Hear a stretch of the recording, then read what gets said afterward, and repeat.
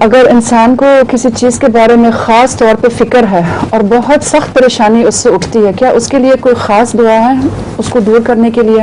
اس کے فکر کو دماغ میں رکھ کر وہی دعا کرنی چاہیے کہ اللہ مجھے یہ فکر ہے، میری یہ فکر دور کر دے. جو چیز ہو وہ صاف کہنی چاہیے. ویسے تو اللہ دل کا حال جانتا ہے، مگر یہ بھی کہہ سکتی ہیں کہ اللہ تجھے پتہ ہے کہ میں کن فکروں میں مبتلا ہوں، تو اپنا فضل فرما اور میری یہ فکریں دور کر دے.